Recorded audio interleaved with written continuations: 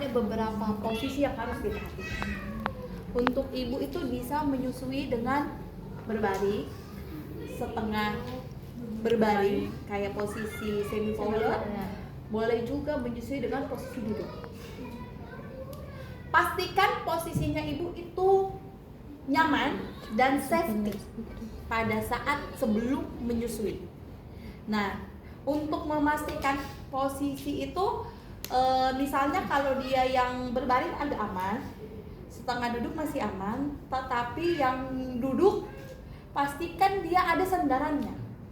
Tidak boleh, bukan tidak boleh ya, tidak dianjurkan menyusui itu di tempat yang tidak ada sandarannya, karena menyusui itu lumayan lama, takutnya nanti sakit tulang punggungnya terlalu lama bengkok, nanti berakibat fatal pada saat lansia. Lansia nanti tulang punggungnya bengkoknya begini.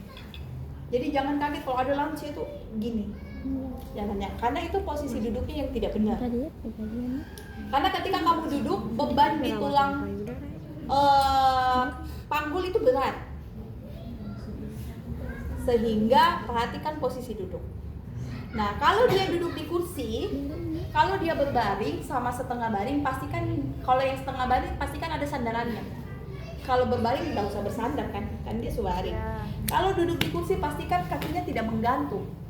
Menggantung itu seperti ini. Tidak boleh menyusui dengan posisi kaki begini. Ini posisi duduk yang tidak benar saat menyusui. Oke? Yang harusnya adalah posisinya tuh kakinya harus nyentuh di lantai.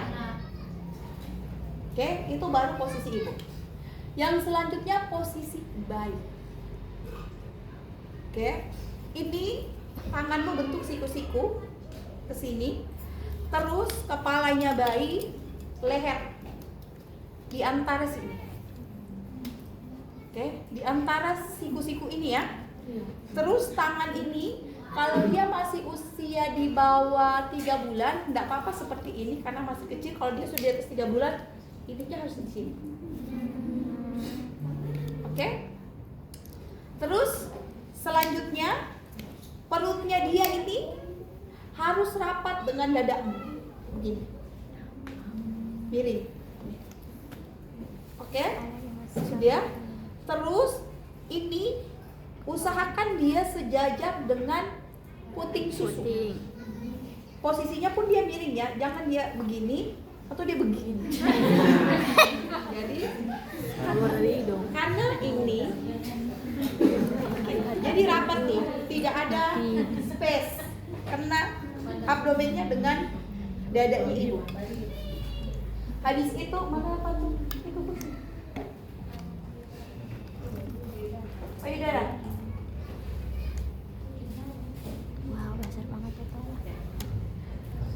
Sebelum menyusui, pegang payudaranya seperti ini. Oke, dipegang begini sampai selesai menyusui. Pegangnya begini. Ada yang begini, tapi kalau yang sesuai SOP-nya begini. Oke. Terus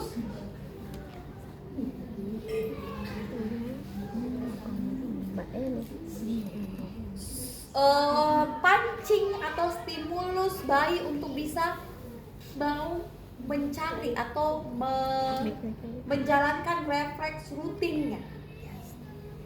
Jadi kalau biasanya ibu-ibu itu kalau mau menyusui, dia langsung taruh di perutnya sini. Dia paksa pisah. Tapi harusnya tidak seperti itu. Kamu bisa mulai dari sini. Ya. Sehingga ketika kamu jangan juga kamu mulai dari sini ya. Ini yang paling dekat, kamu mulai dari sini. Dari sini. Jadi bayi itu kalau dia memang benar-benar lapar, dia akan ada refleks untuk bagaimana caranya yang di sini bisa dia gapai. Ya. Nah, dari sini kalau dia sudah ada refleks baru kasih maju di sini, sampai di sini tuh dia akan sudah bisa mengisap puting susu. Jangan langsung masukkan ini selesai. Kan biasa kalau di masyarakat itu langsung di mulutnya. Ya. Takutnya dia kesedak, mulutnya belum siap dan sebagainya. Jadi sebaiknya mulai dari ujung bibir terdekat dengan puting susu. Sampai sini siap? Sudah? Siap. Ada yang mau ditanyakan? Sudah. Sudah. Ada yang mau ditanyakan? Ada? CSL bagi orang. Cukup? Nurse kalau Mbak CSL tolong Mbak ini Apanya? kalau Mbak Ujian? iya. Nah ujian nanti mungkin ada yang saya suruh PNP saja, ada yang saya suruh pijat oksitosin saja, ada misalnya pijat oksitosin dengan teknik menyusui, itu bervariasi. Jadi belajar semua. Ada lagi? Cukup? Langsung kita ke pijat oksitosin dulu, baru pijat payudara. Masas payudara. Sudah? Yang bagi itu tidak. Yang bagi itu tidak. Kalian punya handphone?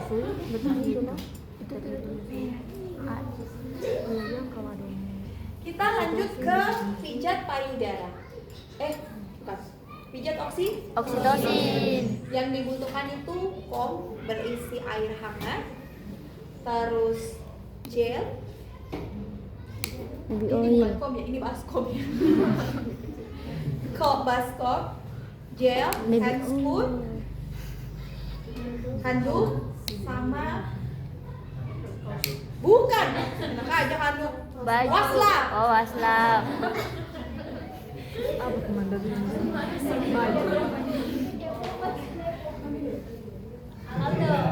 Aldo. Aldo.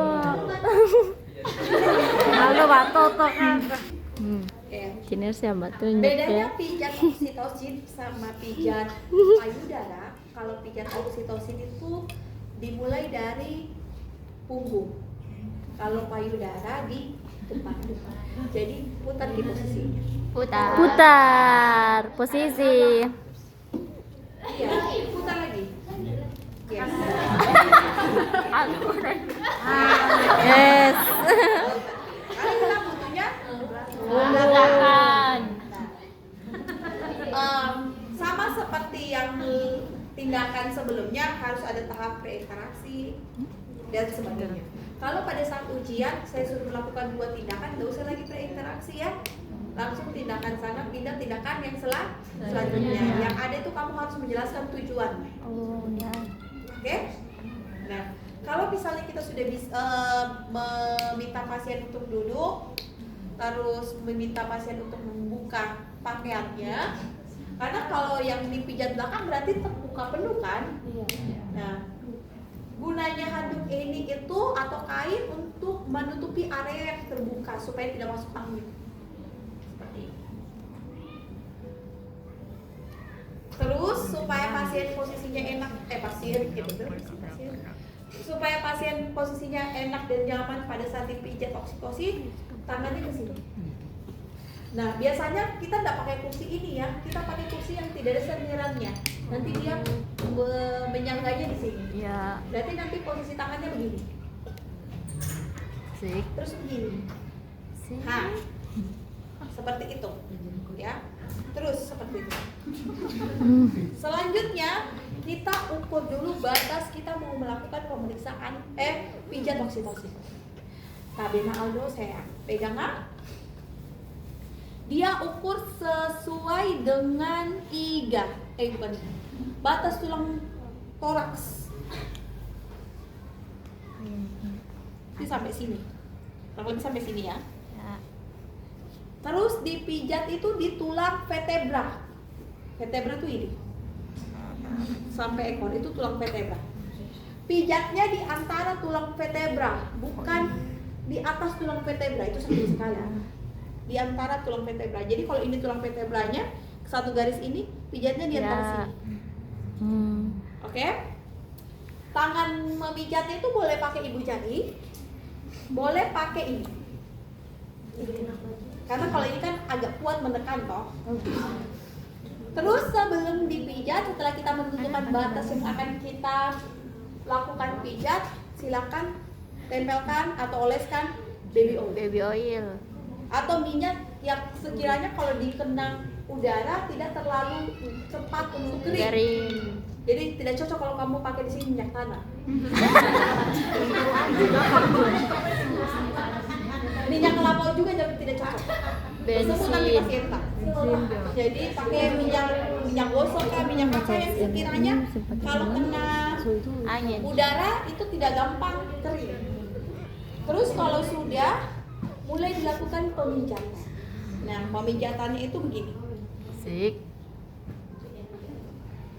Kalau mau pakai yang ibu jari dulu ya, Mencari bagi doa. memutar. Memutar. Kalau baku ganti. Sampai di batas yang sudah ditentukan. Ya, Habis itu jangan kamu naik ke atas ya, mulai lagi dari atas. atas. Dilakukan sebanyak 20 sampai 30 kali. Cepat sih ini. Kalau sudah kena minyak telur itu sudah licin. Satu kali jalan. Terus pakai yang ini. Kan biasanya kalau ini capek toh, boleh gantian pakai ini. Oh itu. Nih, mutar ke iya. Iya keluar, putar keluar. Mutar keluar. Memutar, boleh keluar, boleh ke dalam. Tapi kamu keluar supaya turunannya bagus. Ya. Kalau ke dalam ini. Jadi kalau keluar begini. 88. Oke?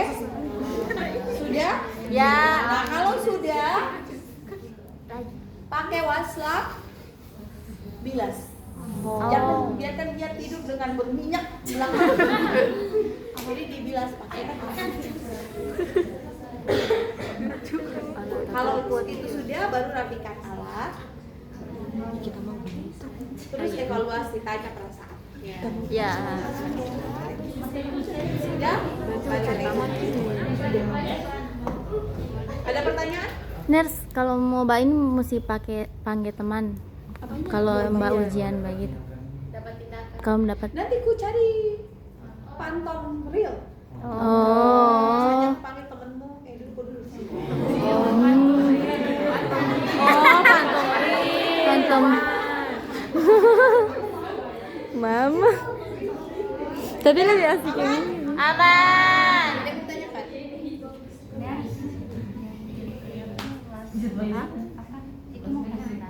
Iya kan aku bilang ada baskor berisi air hangat. Nanti habis dia dipijat, Baru kalau misalnya baca SL mau buka botol. lap. Jangan juga kamu melap. Ininya kamu biarkan basah-basah begini langsung kamu lap. Peras kowe. Barulah. Jangan sementara begini. Baru kamu melap. Basah pasien. Ini masih masuk peras, baru di Air hangat. Iya, air hangat. maunya air apa? Es batu. Panas. Nurse. Kenapa pakai air hangat? Supaya dia bisa Phantom Rim kita pasok, buka botol tuh. dilatasi pembuluh. Darah. Nurse kalau Tugas saja hebat sekali. Ada pertanyaan? Nurse kalau pakai sabar. Kurangi tindakan, kurangi kekuatanmu.